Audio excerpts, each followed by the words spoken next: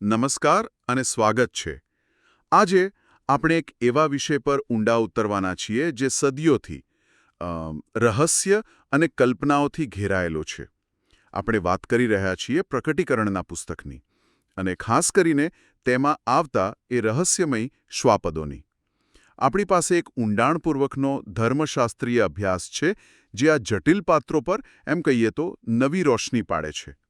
તો આજનો આપણો હેતુ એકદમ સ્પષ્ટ છે. સમુદ્રમાંથી આવતું શ્વાપદ કોણ છે? પૃથ્વીમાંથી આવતું શ્વાપદ શું છે? અને પેલું લાલ રંગનું શ્વાપદ અને તેના પર સવાર બાબેલોનની વેશ્યાનું શું? આ બધા કેવી રીતે જોડાયેલા છે? આપણે આ કોયડો ઉકેલવાનો પ્રયત્ન કરીશું. બિલકુલ. અને સમજવું બહુ જરૂરી છે કે આ કોઈ સીધી સાદી વાર્તા નથી. આ પ્રતીકોને સમજવા માટે ઘણા બધા સ્તરો છે. વાત ખાલી રાજકીય સત્તાની નથી કે ખાલી ધાર્મિક પ્રણાલીની નથી. ખરી રમત તો ખબર છે આ બંને વચ્ચેના સંબંધમાં છે, તેમના જોડાણમાં અને અંતે તેમના સંઘર્ષમાં. વાહ! તો ચાલો આ રહસ્યને ઉકેલવાનું શરૂ કરીએ. મને લાગે છે કે શરૂઆત મુખ્ય પાત્રથી જ કરવી જોઈએ, ખરું ને? હા, ચોક્કસ. સમુદ્રમાંથી આવતું શ્વાપદ. પ્રકટીકરણ 13માં જે વર્ણન છે, 7 માથા, 10 શિંગડા, દીપડા જેવું શરીર, રીંછ જેવા પગ અને સિંહ જેવું મોઢું. આ તો મતલબ કોઈ એક પ્રાણી તો ન જ હોઈ શકે. ના, બિલકુલ નહીં. તમે સાચું પકડ્યું. આ કોઈ એક પ્રાણી નથી અને સ્ત્રોત મુજબ આ કોઈ એક સામ્રાજ્ય પણ નથી. આ તો સામ્રાજ્યોનું સામ્રાજ્ય છે. સામ્રાજ્યોનું સામ્રાજ્ય. હા, લેખક તેને સુપર રોમ અથવા તો વિશ્વ શ્વાપદ સરકાર કહે છે. જુઓ, તેના દેખાવમાં જે પ્રાણીઓ છે ને એ જ સંકેત છે. સિંહ એટલે બેબેલોન, રીંછ એટલે પર્શિયા અને દીપડો એટલે ગ્રીસ. આ શ્વાપદે બધાની શક્તિ અને ક્રૂરતાને એકમાં ભેગી કરે છે. એ રોમન સામ્રાજ્યનું અંતિમ વૈશ્વિક સ્વરૂપ છે. ઓકે, એટલે ભૂતકાળની બધી મહાસત્તાઓનું એક ભયાનક મિશ્રણ. પણ એમાં એક વિગત છે જે મને હંમેશા મૂંઝવે છે. લખ્યું છે કે તેના 7 માથામાંથી એક માથું ઘાયલ થયું હતું. જાણે મરી ગયું હોય પણ તેનો ઘા રૂઝાઈ ગયો. આ શું છે?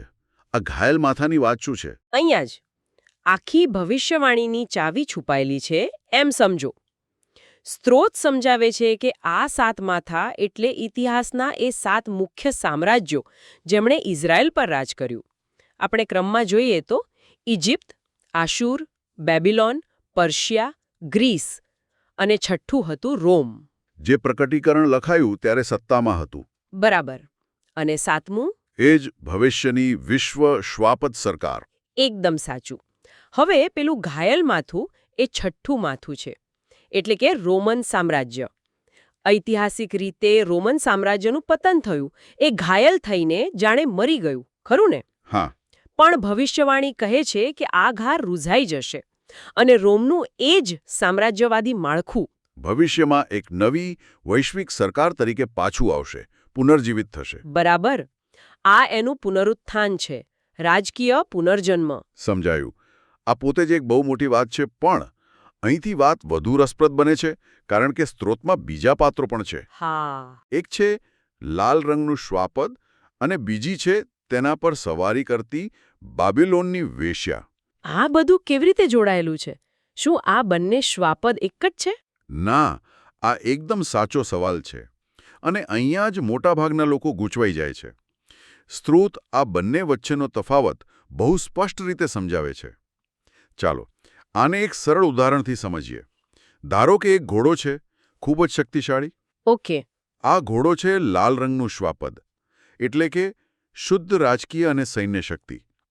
આ તે જ વિશ્વ શ્વાપદ સરકાર છે જેને 7મો રાજા પણ કહેવાય છે. બરાબર. ઘોડો એટલે રાજકીય સરકાર. તો પછી તેના પર સવાર કોણ છે? સવાર છે બાબિલોનની વેશ્યા. સ્ત્રોત તેને બાબિલોનિયન પોપશાહી તરીકે ઓળખાવે છે. એક ધાર્મિક રાજકીય શક્તિ.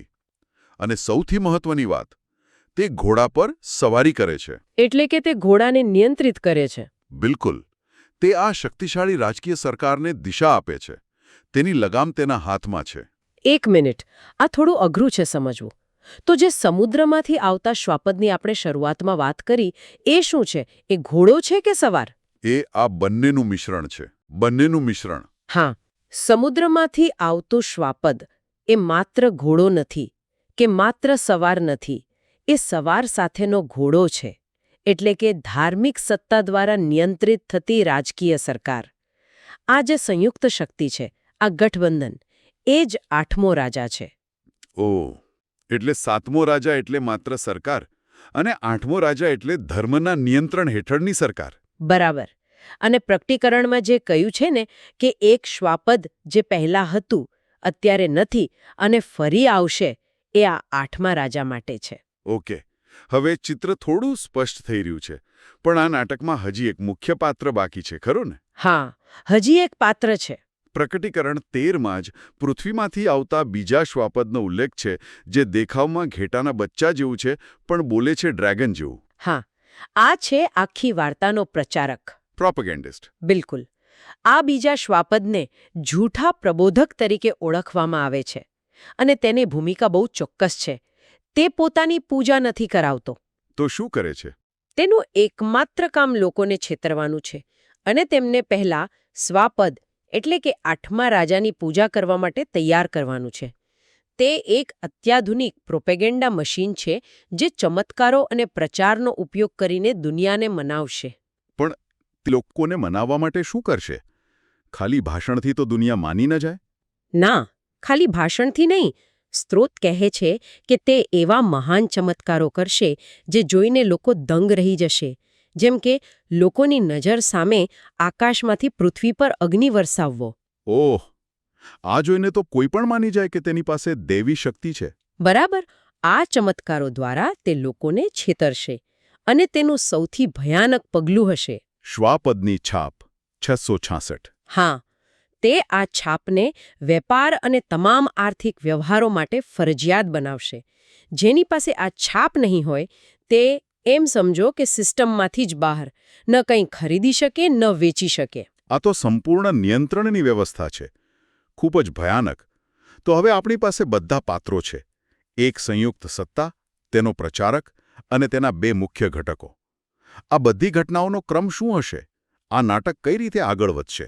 હા, સ્ત્રોત આ ઘટનાક્રમને એક ચોક્કસ સમયરેખામાં ગોઠવે છે. મુખ્યત્વે 4 અંકમાં. 4 અંક કયા કયા? પહેલો અંક છે પહેલા 3.5 વર્ષનો. આ સમયમાં 8મો રાજા એટલે કે પેલી સંયુક્ત સરકાર સત્તાની ટોચ પર હશે. તે સંતો પર અત્યાચાર કરશે, પણ એ જ સમયે 1,44,000 સાક્ષીઓ તેનું રક્ષણ કરશે. એટલે આ સમયગાળો સત્તા અને સંઘર્ષનો છે. એક તરફ દમન, બીજી તરફ પ્રતિકાર. બરાબર. પછી બીજો અંક છે 7 વિપત્તિઓનો. પૃથ્વી પર ભયંકર આફતો આવશે અને આ વિનાશ પછી વિશ્વ શ્વાપદ સરકાર એટલે કે પેલા ઘોડાને પહેલીવાર અહેસાસ થશે કે તેની સાથે છેતરપિંડી થઈ છે. છેતરપિંડી કેવી રીતે? તેને જે સ્વર્ગના વચનો વેશ્યા એટલે કે ધાર્મિક સત્તા દ્વારા અપાયા હતા એ બધા ખોટા સાબિત થશે. અને આ જ નાટકનો સૌથી મોટો વળાંક છે. વિશ્વાસઘાત. બિલકુલ. ત્રીજો અંક છે વિશ્વાસઘાત. જે રાજકીય સત્તા અત્યાર સુધી ગુલામ હતી તે હવે બળવો કરશે. વિશ્વ શ્વાપદ સરકાર અને તેના 10 રાજાઓ બાબેલોનીની વિરુદ્ધ થઈ જશે. અને પછી તેઓ તેને નષ્ટ કરી દેશે. આગથી. જે સવારે ઘોડા પર નિયંત્રણ રાખ્યું હતું એ જ ઘોડો હવે સવારને ફગાવી દેશે. ઓહ, તો ધાર્મિક સત્તાનો અંત રાજકીય સત્તાના હાથે જ થશે. આ તો ખરેખર નાટકીય છે.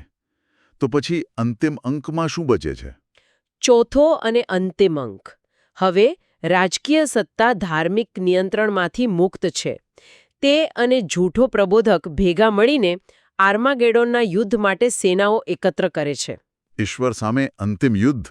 હા, પણ તેમનો અંત નિશ્ચિત છે.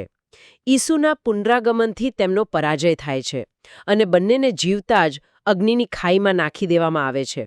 અને અહીં નાટકનો અંત. વાહ, આ તો ખરેખર એક મહાકાવ્ય જેવો ઘટનાક્રમ છે.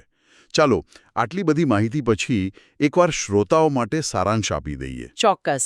તો મુખ્ય ભેદ એ છે કે લાલ રંગનું શ્વાપદ એ શુદ્ધ રાજકીય શક્તિ છે, 7મો રાજા. બરાબર. જ્યારે સમુદ્રમાંથી આવતું શ્વાપદ એ આ રાજકીય શક્તિ અને તેના પર નિયંત્રણ કરતી ધાર્મિક શક્તિનું ગઠબંધન છે, 8મો રાજા. હા. અને પૃથ્વીમાંથી આવતું શ્વાપદ એ આખી સિસ્ટમનો પ્રચારક એટલે કે જૂઠો પ્રબોધક છે. એકદમ સાચું. આ અર્થઘટન એ સ્પષ્ટ કરે છે કે આ કોઈ એક ખલનાયકની વાર્તા નથી, પણ એક આખી સિસ્ટમની, એક પ્રણાલીની વાર્તા છે. સાચી વાત છે. તે બતાવે છે કે કેવી રીતે રાજકીય અને ધાર્મિક શક્તિઓ ગૂંથાય છે, પણ અંતે તેમનો સ્વાર્થ જ તેમના વિનાશનું કારણ બને છે. આ ખરેખર એક ઊંડી અને વિચારવા જેવી સમજ છે. અને આજના વિશ્લેષણને સમાપ્ત કરતા પહેલા સ્ત્રોતો એક અંતિમ વિચાર રજૂ કરે છે, જે મને લાગે છે કે બધાને વિચારવા માટે મજબૂર કરી શકે છે. હા, અને એ વિચાર એ છે કે આ ભવિષ્યવાણીમાં જે રાજાઓ અને શક્તિઓનો ઉલ્લેખ છે તે કદાચ માત્ર મનુષ્ય શાસકો જ ન હોય. મતલબ? સ્ત્રોત સૂચવે છે કે આ રાજાઓ ખરેખર તો રાષ્ટ્રોને પડદા પાછળથી નિયંત્રિત કરતી દૈવી શક્તિઓ હોઈ શકે છે, દૂતો અથવા તો દાનવો. ઓહ! અને આ વિચાર એક બહુ મોટો પ્રશ્ન ઊભો કરે છે. પ્રશ્ન એ છે કે જો ઐતિહાસિક અને ભવિષ્યની વૈશ્વિક ઘટનાઓ ખરેખર આવી અદૃશ્ય નિયંત્રક શક્તિઓ દ્વારા પ્રભાવિત થતી હોય, તો તે વિશ્વની રાજનીતિ, ઇતિહાસ અને સત્તાના સંઘર્ષને જોવાની આપણી દૃષ્ટિને કેવી રીતે બદલી શકે છે?